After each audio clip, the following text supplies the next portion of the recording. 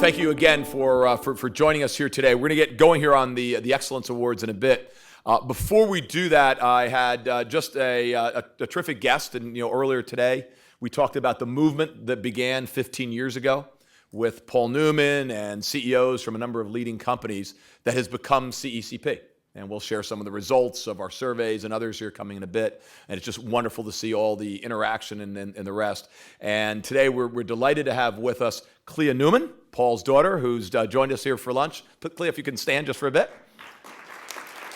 And we really appreciate that legacy of Newman's own, and we'll be doing on-site program coming up here at one of our breakouts, which will be an opportunity for people to really fill the bags for kids who go to the Serious Fun camps and the hole in wall that camps of part of the whole Newman legacy. So there's that. Anybody get a chance to also fill out the journal?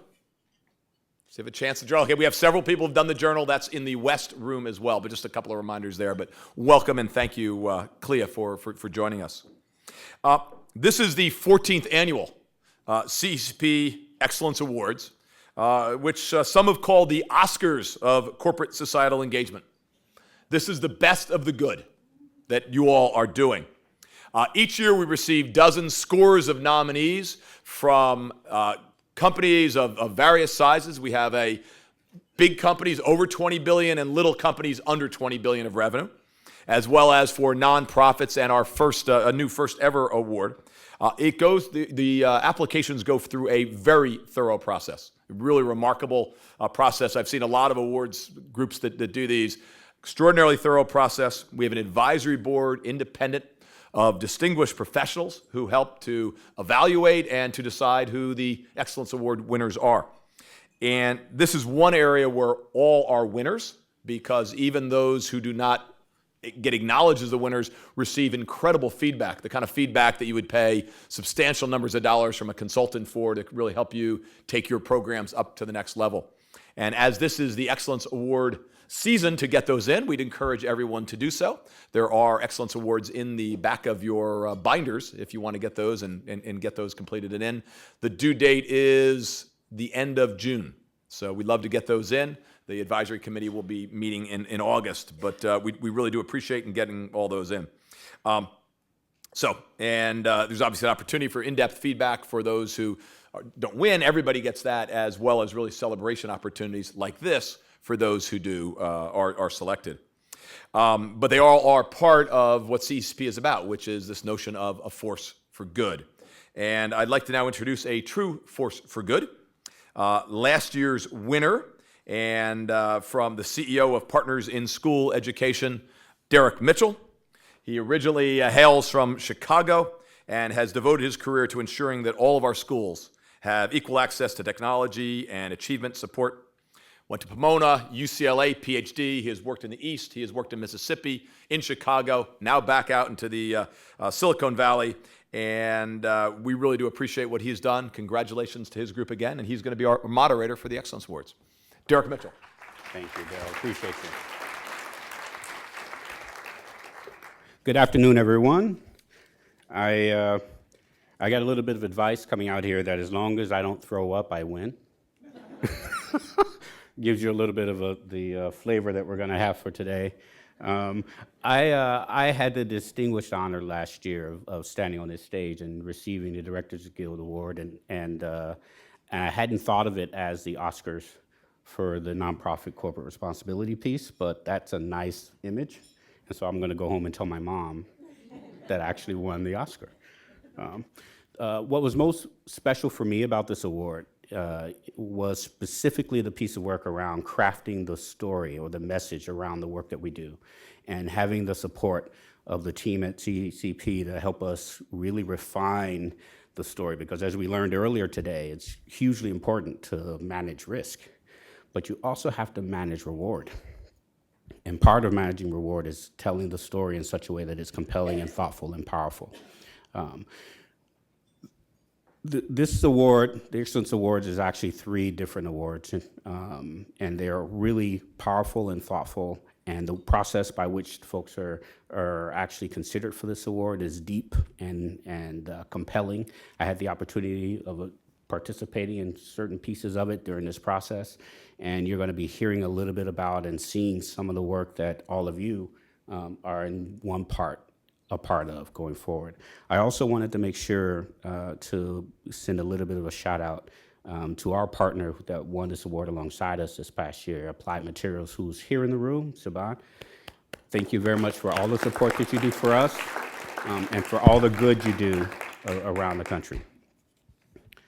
So there are 3 awards. The Chairman's Award is awarded to the organization that has the biggest bucks, whose revenues are $20 billion and above, involved in some thoughtful and powerful corporate responsibility work.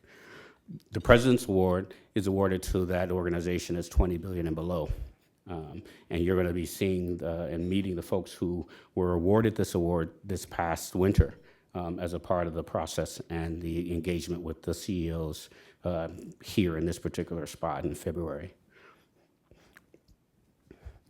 Let me move forward and explain one other part.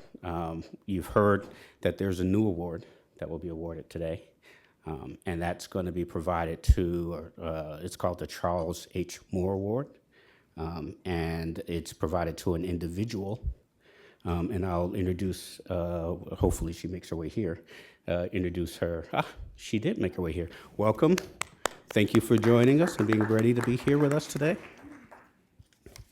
So let's go ahead and get started. The Chairman Award was awarded in the 14th Annual Excellence Award, February 24th ceremony. And the award winner was Cargill, who's also in the room today. The President's Award was awarded to pg&e, who's also in the room today. And please take a few moments and see what work they were awarded for. Roll the video.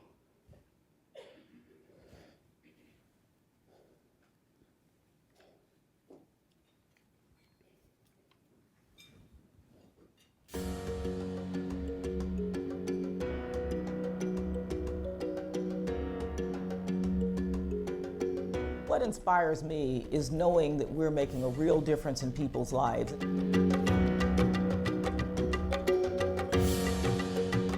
Through this partnership, we've been able to change the lives truly of 100,000 people. Cargill has entered into this rural development program with us as a real partner, not just as a funder. We have the same purposes and the same values at the end of the day. Cargill is one of our flagship partnerships with the corporate community.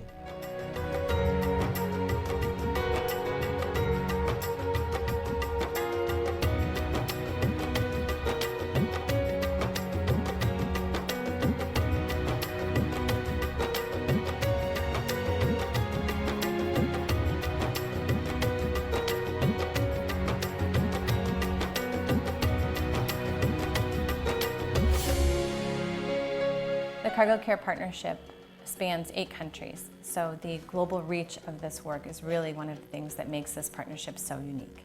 Our goal is to ensure that these programs are sustainable, and our goal isn't to have Cargill and Care in these communities forever. The goal is to hand these programs off to the government and to the local communities to really embrace them and make sure that they're successful for future generations. When you have a common objective, when you have common values, it makes people very, very easy to work with. It creates a lot of trust, a lot of transparency. We have this theory of change that if you invest in all of these areas, if you improve yields, if you improve opportunities for education, you will have thriving communities. And that's really what this is about. I think what we've been able to create as 2 organizations coming together has really been truly wonderful. In the next phase of this partnership, we really want to deepen our work and amplify the work that we are doing around food security, and improving livelihoods. We're making a difference that's going to ultimately lead to changing our world.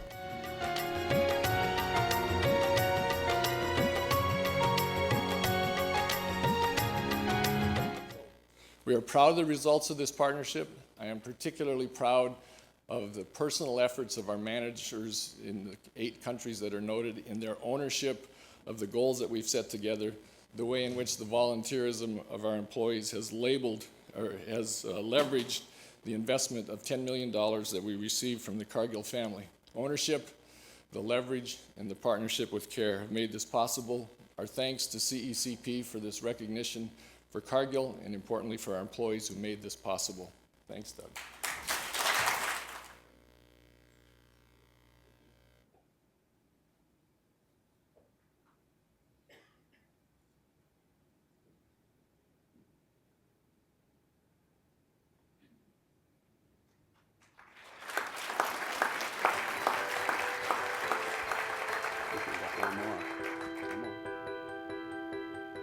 I'm Arturo Tongson. This is my wife, Josel, and we are Habitat homeowners. Of the hundreds of thousands of Habitat homes built across the globe, we are so honored that the world's largest solar installation is right here in Daly City. PG&E's commitment is to put solar on every Habitat home built within our footprint of Northern and Central California. And we're very proud to have just hit the 500 home milestone.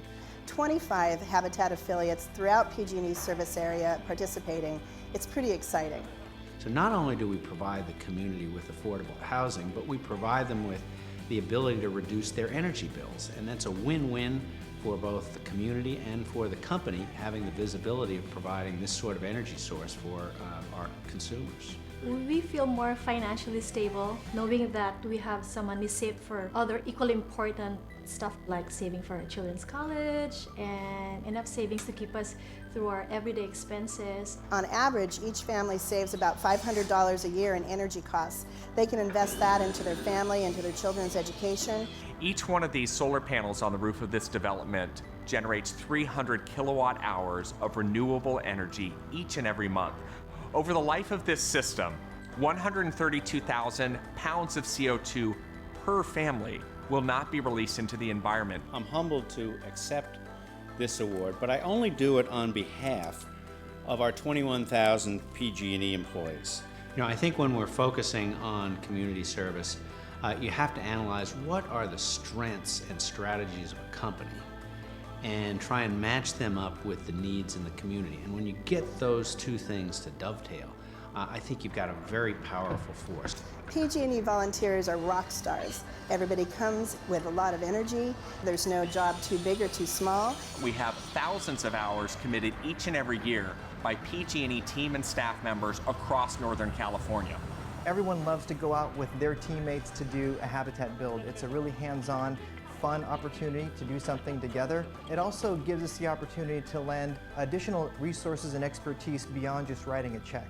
And for us, that's real meaningful. Safety is a priority that both Habitat and PG&E share. And PG&E has done everything from donating hard hats to providing safety scholarships to our construction leaders. We don't succeed unless our communities succeed. We're not going to grow unless our communities grow. I just want to say thank you.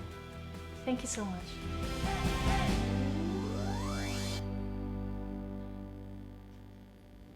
Join me in thanking those guys one more time.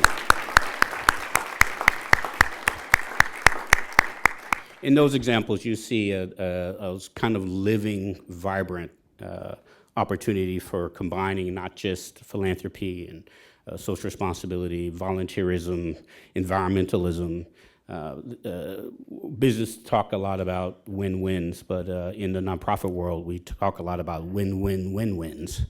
And what you've seen in these two examples are efforts that are just like that, and what you're about to meet is an effort that is similarly powerful and thoughtful. The Director's Award is provided to the organization that is a partnership between a nonprofit and a corporate partner that does an incredible job of not just delivering value against the investment, but that also leverages that value in thoughtful and powerful ways.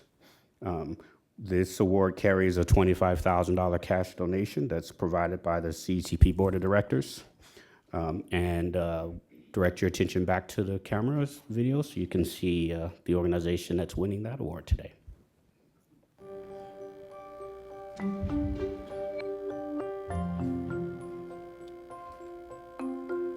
What do you want to be remembered for? At the end of the day, that's something that we all ask ourselves. Direct Relief is a humanitarian organization that focuses on health issues in emergencies and in poor areas on an ongoing basis. We work with community health centers and free clinics in all 50 states and around the world to make sure that people have access to health care no matter what their economic status is. And so what Direct Relief is able to do is to connect with those providers, figure out the products that they need to be able to treat those patients, and then deliver those products to them in their communities. FedEx is focused on providing access, allowing millions of people around the world to send and receive goods every day. In the case of Direct Relief, we provide that access with life-saving critical medications, and it's a very powerful combination. Direct Relief's model in providing humanitarian aid has always been based on the involvement of companies and different people who do different things well. And the relationship between FedEx and Direct Relief really enables thousands of people to get care, both on a day-to-day basis and after emergencies. After the typhoon in the Philippines, Direct Relief was able to mobilize enough medications to treat over 250,000 people. And thanks to FedEx, who made an entire plane available, we were able to do that just days after the disaster. FedEx has nearly 700 planes and 90,000 vehicles. We have the world's most powerful transportation network. For Direct Relief, that airlift to the Philippines in December was the largest single humanitarian airlift that our organization has ever done in 65 years. In the case of Moore, Oklahoma, when the tornado struck, we were able to get in contact with the clinics hours after the tornado, analyze the products that they needed most, and then be able to do the deliveries with FedEx's assistance. We specialize in the delivery of medicine and medical supplies, and we do this on a daily basis. But when disasters happen and logistical challenges break down or channels start to get clogged, there's a fear that things you send won't make it in the condition they need to be in when they arrive. FedEx really enables us to do our work, and we really couldn't do that without the logistics backbone of FedEx. We understand that these large problems that Direct Relief is trying to solve, it won't work unless the best people are involved. We do see people at their finest, this great quality of trying to help people, this sense of compassion and empathy. We see that come through loud and clear, particularly at the worst of times.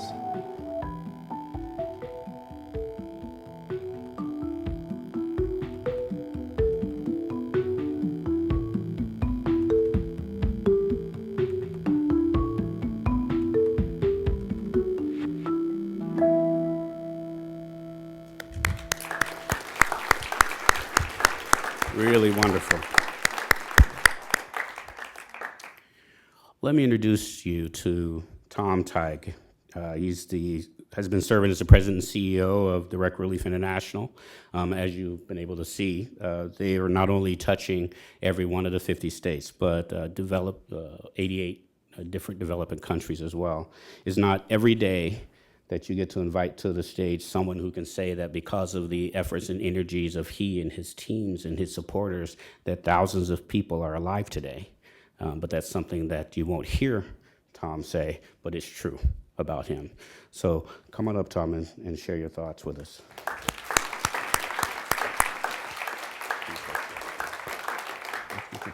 You want to take a picture now? Yeah. I get to do the and look natural. Do the Oscar. Right. How do we do it? Okay. You hold it.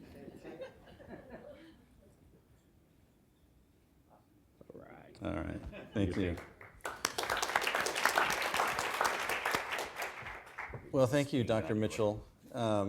If I read from yours, it would probably sound better if I just read your notes you left. But thank you to CECP and to all of you. It's a high honor for me to accept on behalf of Direct Relief, and after a terrific partnership with FedEx that the film really understates. It's such a powerful example of what I think CECP was founded to do. Everyone's for making the world a better place. Everyone's against poverty. There's not a pro-hunger lobby. It's hard to make these things work. And I think what we've learned is that it has to involve the people who are the best at it. Whether they work in a commercial setting, people die needlessly in 2014 for things that we know how to prevent and we know how to take care of. Emergencies hit all of us, they put us all at risk, but certain among us are much more vulnerable. And those are the people who are typically poor, who live in substandard housing, in low-lying areas, and we know that. You know, when Daryl was talking this morning about what counts, you know, there's that, the first thing that popped into my head was that quote that Albert Einstein had hanging in his office. And it says, not everything that counts can be counted, and not everything that can be counted counts, which is a great reminder that a lot of these things, as much as we want evidence-based, objective evidence, we forget things that we knew as little kids. The hole-in-the-wall camps. There's not a business reason to do that. There's not a business reason to do a lot of things that are worth doing. There's a human reason to do it. One of the things Direct Relief works on internationally is obstetric fistula, which is an awful condition that affects only poor women, mainly in Africa. I wish that I could say there is a business model, a business case to help these women who are destitute. There is not. There's a human case to do it. And that old saying that says, you know, anything worth doing is worth doing well. I think things that are right to do, it's particularly true. Things that are right and necessary to do for humanity are necessarily done in the best way possible. So for me, what CECP stands for is this coming together, as you've seen, of groups looking at what they do very well. I mean, at the purpose level, I have found in my vast experience that most successful businesses do not go looking for people who cannot buy their goods and services, weirdly enough. That's not your job. Many nonprofits do exactly that, who will not be served by the normal forces of markets because they're poor. Where does market research typically stop? Right where the potential sale is likely to be.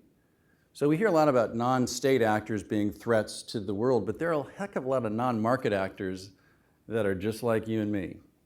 You know, 1 out of 7 of our fellow species really at this point isn't an attractive customer because they don't have much to pay. So you help them for other reasons.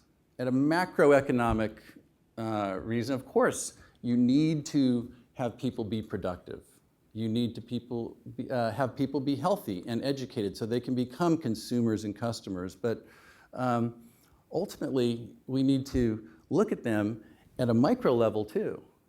And I think the reason that many of you probably get joy working in your jobs, trying to leverage the tools and the talents within companies is because you know that although there may not be the strongest business case, that it is probably the best thing you're going to do in your career. You're going to help people who aren't necessarily the biggest customer, but they're going to be the most appreciative person that you can ever meet. So what we've learned, I think, working for these folks who really aren't necessarily in the short term sustainable. I mean, anyone have kids here? Okay, and you were all kids at one time, so let me tell you something about sustainable. When you were born, your parents looked at you and said, "Are you sustainable? What's the game plan here? Are you gonna be profitable?" No, probably well into your 20s, you know, or 30s in some cases. If you're a parent, if you ask that question that we ask ourselves, is this a sustainable venture? The answer is no. Kids someone just told me, it's financial suicide to have kids, you know, don't do it. It's, but of course you laugh, but that's what makes this life worth living. And the fact that corporations in the world of commerce has really won the war for talent. I think the talent and the energy that has gone into the corporate sector is unbelievable. And to assume that we can solve some of the problems that continue to vex our planet, whether it's environment or health or any of the social causes, without involving where talent is insane. As is to think that the only and the best thing that corporations can do is pay taxes to a government agency who will then do it. It's crazy. So I love CECP and what it stands for, to unlock the talent, focus in on areas that are not going to get solved without your involvement, and try to lean in the most aggressive way possible with all that you learn in business to benefit people who might otherwise not be helped. And without that, I would be far less hopeful looking forward than I am. But in this room today, and to see the talent that you've assembled and what you've rallied around, it gives me great hope. And I've probably gone on too long in the Academy Awards, but you know, that's what you do when you get the big awards. So thank you very much. Thank you, CECP. Congratulations to FedEx. Thank you very much.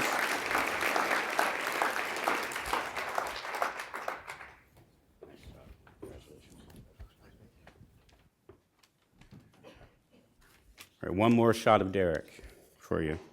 I'm hoping Eileen Howard Boone is in the room. You can make your way forward.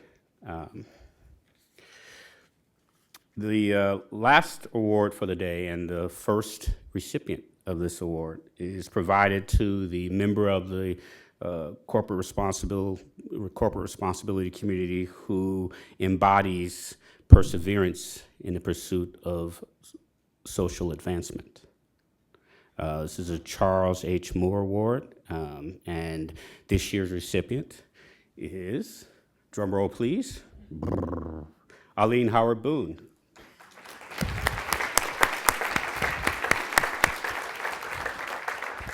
I'm going to make you stand here while I say a couple things about you. Great, perfect. Which is highly uncomfortable, and then we're going to shake. I don't like talking, and I don't like people talking about me, so it's perfect. It works out so great. we got all the uncomfortable pieces together today. Yes, okay. So Eileen is the Senior Vice President for Corporate Social Responsibility and Philanthropy at CVS Caremark, where she leads a team responsible for implementing a wide range of communications, philanthropic, and CSR programs that align with the company's purpose of helping people on their path to better health.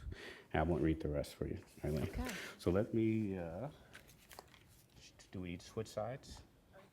You sure? Because it wouldn't be in parity with the other picture. Is this good side or bad side? What will you prefer?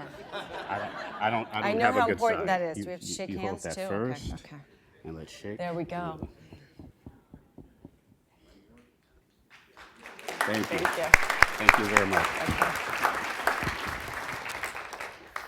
Well, I'm very happy to be here, and I'm sorry I'm late. Has anyone ever seen that movie, Plane, Trains, and Automobiles? That has been my day so far.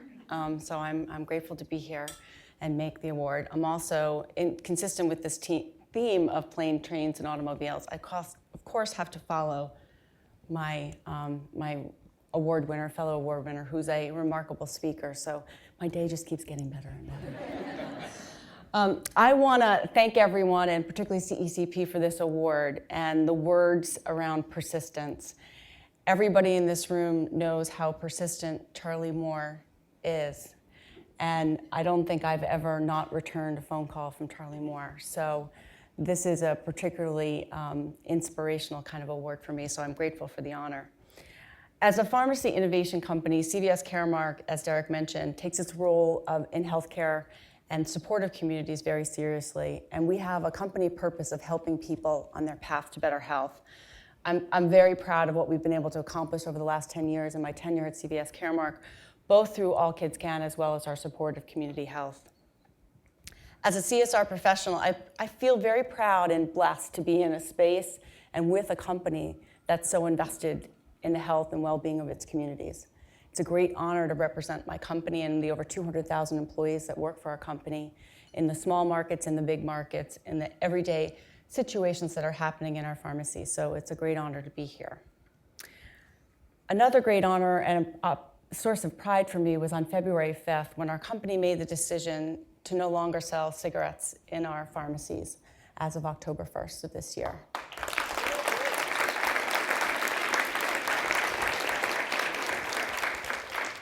CECP asked me to talk a little bit about the why and the how, and I'm happy to do that. I'll tell you that it's one of the greatest moments of my life as a corporate social responsibility professional. This is truly for what I would define, and hopefully you too, as the essence of corporate social responsibility, of identifying those things that really is at the peril of the communities in which you work and live. So the decision really revolved around our purpose, again, helping people on their path to better health. 8 simple words that all of our 200,000 employees really know and understand. Every decision we make, every idea we have circles around and uses that filter as a help to everyone, whether it's a pharmacist in our stores, whether it's a mail order pharmacist, whether it's our CEO. We think about that purpose. And when you have such a powerful purpose like that, it's your duty and obligation to line that up with what's inconsistent. And clearly, tobacco is inconsistent with helping people on their path to better health. It's the #1 preventable threat to public health these days. So we were very proud to make the decision. It was not an easy one. It took quite a bit of time, but I just want to cite a few stats for you. More than 480,000 people die each year from tobacco-related illnesses. 42 million Americans, and this kills me, 3 million middle and high school kids continue to smoke. 3,200 kids start smoking a day. And the economic cost attributed to smoking and exposure to smoke is approximately $300 billion to our system annually. So the inconsistency was clear, but as most of you in the room are publicly traded companies, you understand how big of a decision that was. It was $2 billion, and as a publicly traded company, we had a responsibility to really take a look at that and weigh that. Fortunately, we brought all of our leaders together. We had very lively debates and conversations. We weighed the short and the long term, and we all agreed with a unified approach that we were going to quit tobacco. Then we turned around and brought it to our board, and as every good board does, they evaluate the situation. They 100% in alignment and said, go and go quickly. So it was a remarkable evolution of a decision-making process, one that I'm incredibly proud to be part of and get to talk about on a regular basis. I'm going to milk this decision from now until forever.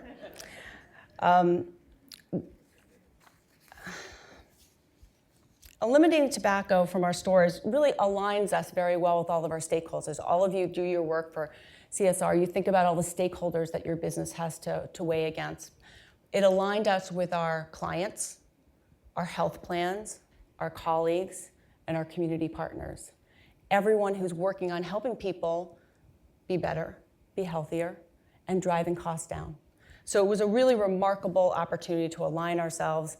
And candidly, I think the most remarkable part, which one that we underestimated, was how individuals will feel so strongly about it. Individuals have been really amazing. We have been overwhelmed by the positive response to this.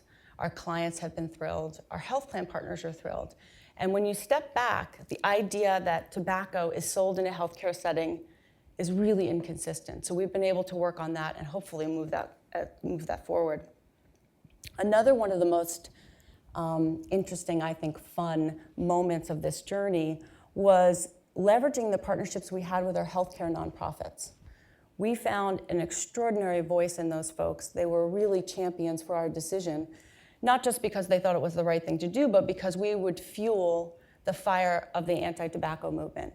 It was a tremendous opportunity for them, and we really benefited from their counsel and continue to benefit from their counsel going forward. And so if I look forward and what we're going to focus on next, I'm sure in this bio it outlines that I have 6 children. My oldest is 15 and my youngest is 4. And so we were talking about, sustainability. I'm dead broke. My husband happens to be a college professor, so we're hopefully going to have trade school or the UMass system. But when I think about what's next for us as a company, both as a healthcare company as well as an employer of people, we are going to be focusing on this next generation and helping the next generation be tobacco-free. Because that's so unbelievably important to our overall healthcare system. Those are the folks that are going to be employed in the next couple of years that are going to be taking care of all of us. So we need them to be smarter and to be healthier. And one of the ways we're going to do that is partner with organizations that are going to truly make a difference in educating kids about smoking, helping them never start. That's an important aspect of what we're focusing on going forward. So thank you very much for this award. Thank you, Charlie. I'm very honored and humbled to have an award in his name. So thanks very much. And I think I'm supposed to bring up my fellow colleagues to do a quick little panel. Oh, okay, sure.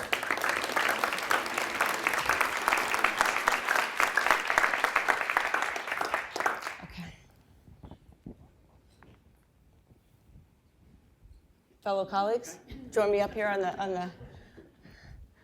the stage.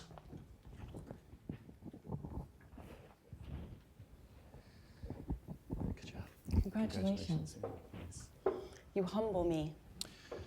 Sorry about the whole sustainability of kids. I have 4.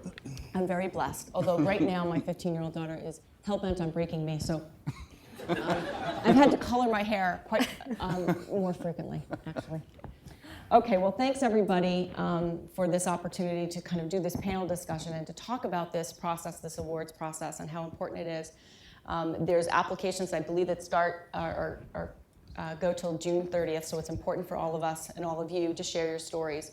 What always gets me as a professional is this powerful opportunity that all of us have to share stories, to share the impact that we make. I wish I had a video. Hopefully I'll have a video next year. But all 3 of you, your videos were so incredible and so inspiring. I really want to touch a little bit more. But first I have to do 2 quick introductions because we didn't have time to do that for Ezra and Michelle. Michelle joined Cargill in 1998 and serves as the Director of Corporate Citizenship.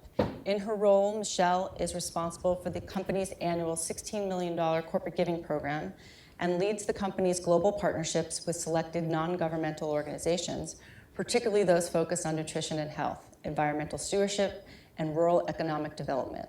Michelle also provides leadership and training to Cargill's businesses on corporate citizenship, issues management, and stakeholder relations. Michelle serves on the executive committee for the Center for Corporate Citizenship at Boston College and serves as a member of the Global Water Challenge Steering Committee. Welcome, Michelle. Thank you. And Ezra. Ezra is the Director of pg&e Corporation Foundation and Director of Community Relations. Ezra is responsible for maximizing the impact, reach, and visibility of community investments and partnerships, multicultural outreach, and its community volunteer programs. Ezra's 10 years includes roles of increasing responsibility with government relations, customer care, and human resources. His current community involvement includes board service with the Latino Community Foundation, Leadership San Francisco, Meals on Wheels of San Francisco, and the Public Affairs Council. So thanks, Ezra, for joining us. So let's start off the conversation really quickly, and all 3 of you can answer, which is, where did those ideas come from? Where did that inspiration of creating these partnerships really start, and how did you get them through? How did you get leadership to have buy-in? And obviously it requires a lot of employee engagement. So how did you facilitate that in a way that drove that success? Michelle, you want to start? Sure, I'm happy to start. It's interesting, Cargill's partnership with CARE, and I just want to quickly call out Marcella Hahn, who is here from CARE, because this really is a partnership. So while it's really nice that Cargill is on the stage, it's really both organizations who have made this work. So thank you for being here. Cargill's partnership with CARE dates back 50 years when Cargill began supporting the earliest work that CARE did. They provided care packages to families affected by war. And so it was interesting as we began our partnership to kind of look back at the history. And about 6 or 7 years ago, we had a very strategic conversation with the then CEO of CARE about how our 2 organizations could work together. And actually the ask at that time was, we're a multinational organization and we have some challenges in HR. Could Cargill lend some expertise? And so we really began thinking about the partnership, not really in terms of a grant, but in terms of how do you bring 2 complex organizations together and really address fundamental issues, both internally, but also then how could we address some really important challenges in communities where we both operated. Cargill and CARE have a really interesting, if you look at the map and where the 2 organizations are located, we really find ourselves in some of the same places and some very, very challenging places. And so we wanted to look at issues like rural economic development, food security, improving access to education, particularly for girls in places like India. How do we improve access to good food for kids? And so we began looking at these, and these are not easy issues. And so we formed a partnership that would really work globally. How do we look at this partnership and set a framework, but really engage our local teams? And so it was our local countries that worked, the CARE and the Cargill teams that worked together to really develop what they would work on underneath this framework. So I think to answer the question, I would say it's a global relationship, but it has to be done locally. And we were really successful at trying to build that engagement early on and really build that ownership early on in the partnership. Either one? Ezra? Tom? Well, I think from a nonprofit's perspective, I think the case is very compelling. It's hard to maybe sometimes have companies see it through the same lens you do. I mean, for all the obvious reasons, it's like, what's the cost? What's the risk? What does this make sense? But I think, particularly with respect to FedEx, their intuitive grasp, we worked a lot with them after Hurricane Katrina, where their drivers themselves were affected. Yeah. And when we became, as the only nonprofit that's actually licensed to distribute prescription medications in all 50 states, so we have VAUD accreditation, just like Rite Aid and CVS and the big companies do, which is a nightmare to do, but we've taken it very seriously.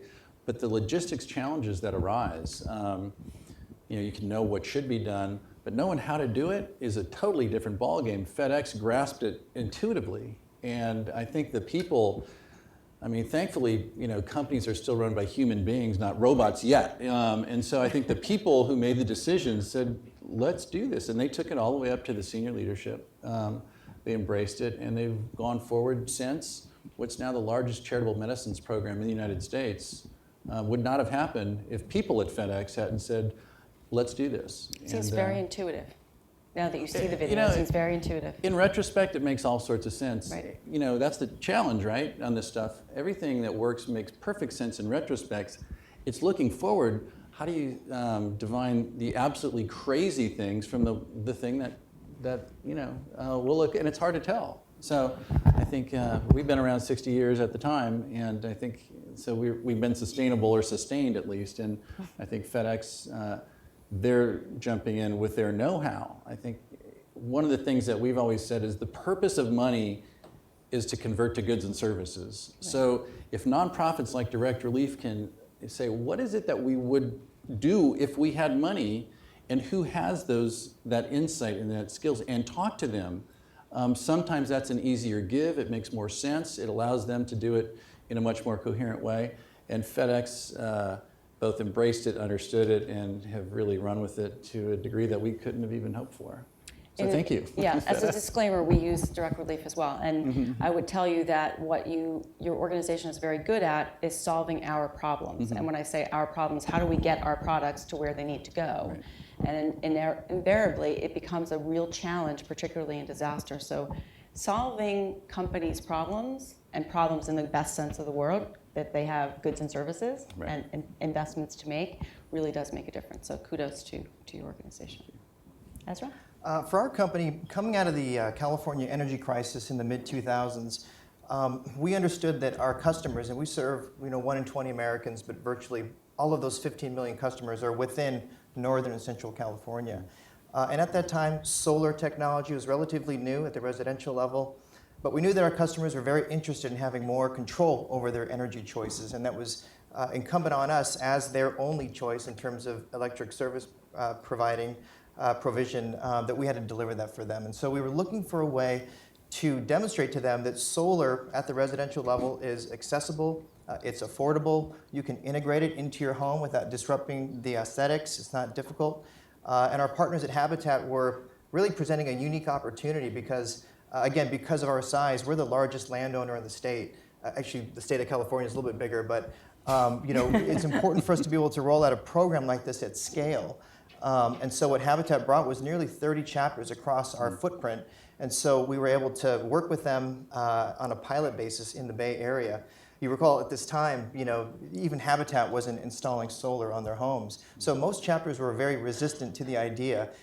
So they brought the ability to scale. And what we brought, which was unique, sort of above and beyond the financial contribution, was expertise to try to show and train those folks on how the program can be done in a way that didn't disrupt their volunteer operations, didn't disrupt their schedules for these builds that they do. And so for us, that was sort of the win-win, and making the case for an investment of that size at our company was really key, because we had to demonstrate that we could move the needle in terms of letting them know that solar is doable on their homes. Fast forward to today, we use this program as a vehicle to also demonstrate that internally, we could fully integrate the sustainability aspects of our program with the charitable giving aspects. Right. So we've just recently combined both aspects a couple of years ago. Our giving program is now at $23 million annually. and I get to lead the function as the Chief Sustainability Officer. So, you sort of pick up momentum with a pilot like this, and for us, the secret was calling it a pilot. You can do something a little bit riskier that first time.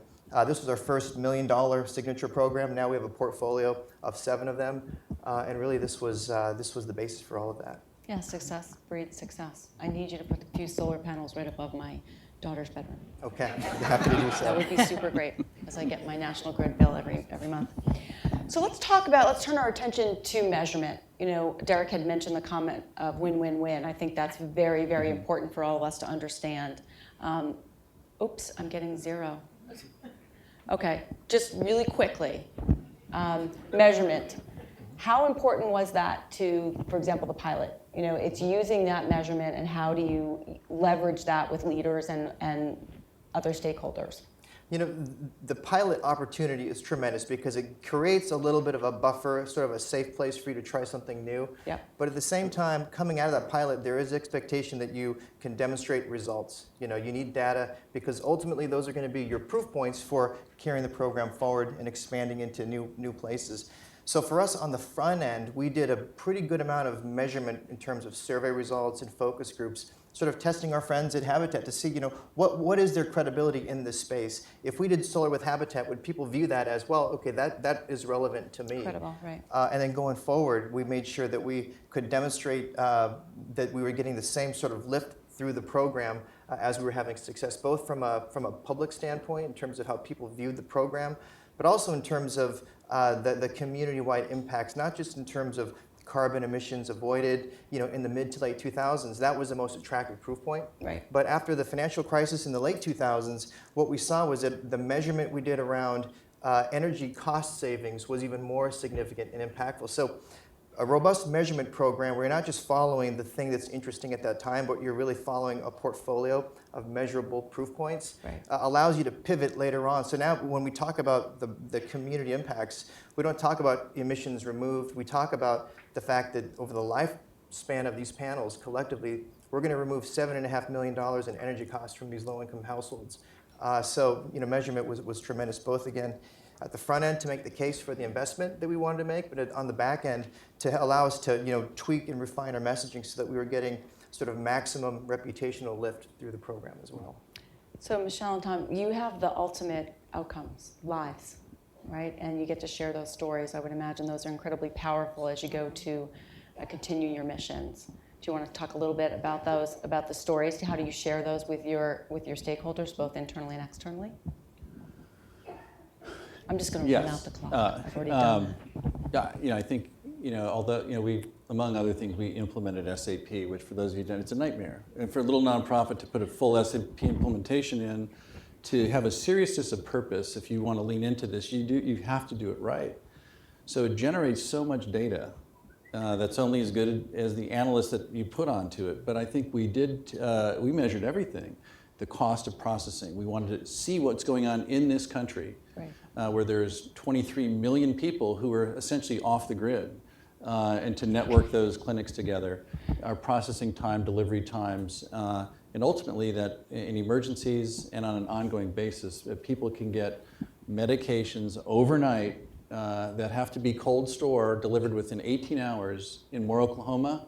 We were able to do that, and that lends itself to good measurement and very good results, with proof that what would have happened if people had gone into insulin shock. So, all right, they're going to come rushing onto the stage. Now, so -4. We're measuring time, and we're measuring time as well. Sorry, Michelle. Yeah, it's okay, and I know we're out of time. I'll just say that in an age where transparency is increasingly important, it's really, really key to have really good measures and really good metrics around what it is you're trying to achieve.